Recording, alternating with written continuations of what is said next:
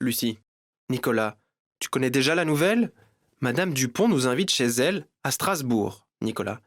Strasbourg, c'est le chef-lieu de la région Grand Est, ancienne région Alsace, qui se trouve à la frontière avec l'Allemagne et dont le symbole est la cigogne.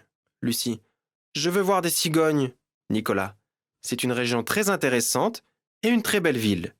Ses sites touristiques, curiosités, les plus connus sont le château médiéval du Haut-Königsbourg et la cathédrale gothique Notre-Dame de Strasbourg. L'originalité de chaque région et de chaque pays est liée à des conditions historiques et géographiques. Par exemple, l'Alsace se trouve à la frontière avec l'Allemagne, dont l'architecture, la cuisine et même les caractères des Alsaciens ressemblent un tout petit peu à ceux des Allemands. Ici, on peut manger toutes sortes de charcuteries, la meilleure choucroute et les plus délicieux kouglof, se promener dans des rues étroites, admirer des maisons à colombages. En plus, à Strasbourg, se trouvent des institutions de l'Union européenne et du Conseil de l'Europe. Lucie. Et combien de régions y a-t-il en France? Nicolas. L'organisation territoriale de la France, ce n'est pas si facile que ça. Il existe 3 niveaux de collectivité territoriale. Les communes, les départements et les régions. En plus, les collectivités à statut particulier. Depuis 2016, la France compte 18 régions, 13 en France métropolitaine et 5 en Outre-mer. Parce que la France, ce n'est pas seulement la métropole et la Corse.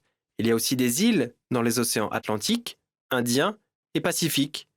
Et en Amérique du Sud, en Guyane française, se trouve un cosmodrome d'où on lance des fusées Ariane. Et pourquoi de cette région-là, Nicolas? Parce que de l'équateur, c'est plus facile et moins cher de lancer les fusées dans l'espace. Alors les régions en France métropolitaine sont Auvergne-Rhône-Alpes, Bourgogne-Franche-Comté, Bretagne, Centre-Val de Loire, Corse, Grand Est, Hauts-de-France, Île-de-France, Normandie, Nouvelle-Aquitaine, Occitanie, Pays de la Loire, Provence-Alpes-Côte d'Azur.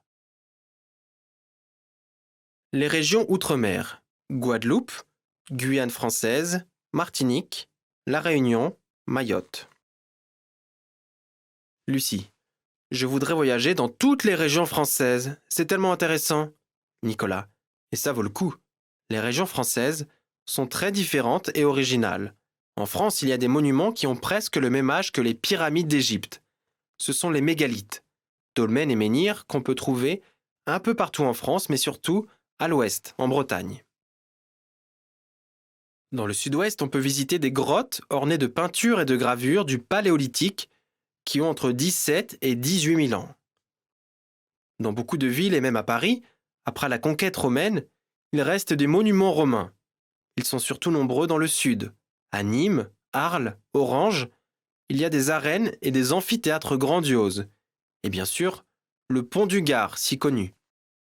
La Loire est connue pour ses châteaux médiévaux et en Normandie se trouve la 8e merveille du monde, le Mont Saint-Michel, une abbaye sur un rocher. Préserver et garder ses traditions et son patrimoine, c'est très important.